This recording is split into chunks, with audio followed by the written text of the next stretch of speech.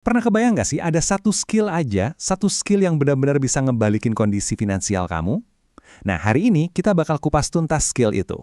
Dan ini bukan cuma teori ya, tapi panduan praktis yang kita ambil dari kisah nyata tentang gimana caranya mulai dari nol, bahkan tanpa modal sepeser pun.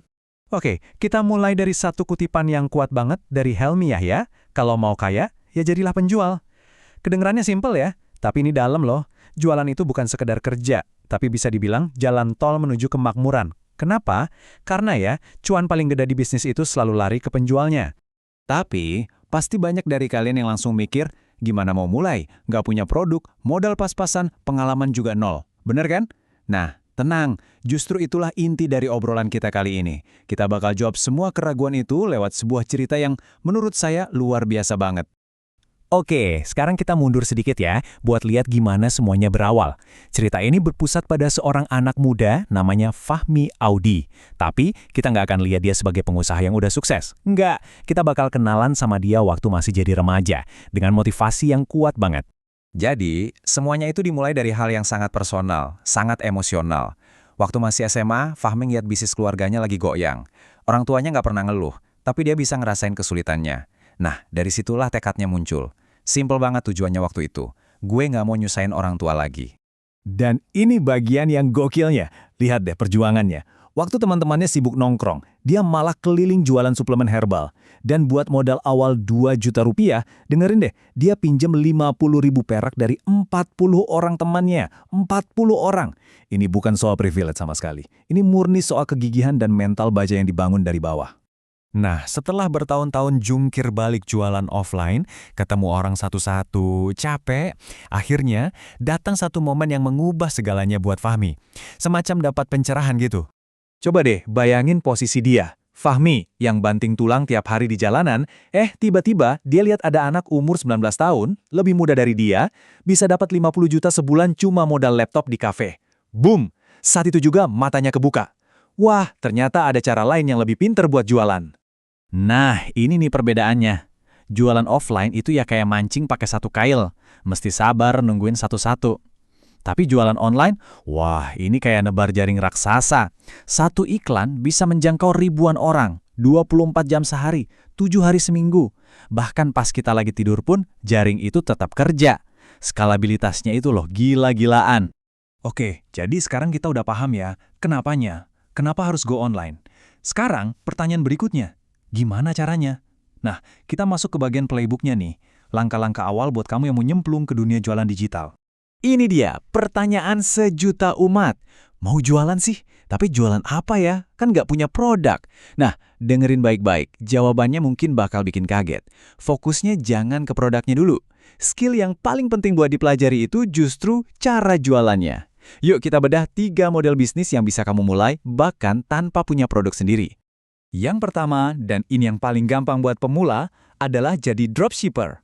Gampangnya gini, kamu itu kayak calo online. Tugas kamu cuma marketingin produk orang lain. Begitu ada yang beli, suppliernya yang bakal ngurusin packing sama pengiriman. Enak kan? Kamu nggak perlu pusing nyetok barang. Oke, yang kedua ada reseller. Nah kalau ini beda, kamu perlu modal dikit buat beli stok barang dulu, biasanya dapat harga grosir yang lebih miring. Keuntungannya, kamu pegang kendali penuh soal stok dan bisa atur margin keuntungan lebih gede. Tapi ya itu, risikonya juga lebih tinggi karena ada modal yang dikeluarin. Terus yang ketiga ada afiliator. Coba deh bayangin, influencer atau konten kreator favoritmu. Nah, sering kan mereka ngasih link khusus? Kerjanya ya gitu, promosiin produk lewat konten, terus setiap ada yang beli dari link itu, dapat komisi deh. Fokusnya murni di promosi, nggak perlu pusing soal transaksi atau kirim-kirim barang. Jadi, mana nih yang paling pas buat kamu? Coba lihat tabel ini deh. Kalau kamu bener-bener pemula, modal nol, mending mulai dari dropshipper atau afiliator. Risikonya kecil banyak. Tapi, kalau kamu udah ada modal dikit dan pengen punya kontrol lebih, ya jadi reseller bisa jadi pilihan yang oke. Oke, model bisnis udah kita bahas. Tapi sekarang kita masuk ke bagian yang paling krusial. Ini rahasia yang ngebedain antara yang sukses sama yang gagal. Dan ini bukan soal teknis, sama sekali. Ini soal mindset, soal mental. Sadar nggak sih, banyak orang itu berhenti di tengah jalan bukan karena nggak ngerti cara pasang iklan. Bukan, tapi karena di kepala mereka ada suara yang bilang, gue nggak bisa. Padahal, skill teknis kayak bikin website atau ngiklan, itu semua bisa dipelajarin di YouTube, gratis. Pertarungan terberatnya itu ya di dalam kepala kita sendiri. Nah, ini kuncinya. Coba deh perhatiin. Kalau kamu nanya ke diri sendiri, bisa nggak ya gue? Otakmu itu otomatis bakal nyari 1001 alasan kenapa kamu nggak bisa. Tapi, coba ganti pertanyaannya jadi, gimana ya caranya? Ajaibnya, otakmu bakal langsung kerja nyari solusi. Cuma geser satu kata, tapi efeknya luar biasa.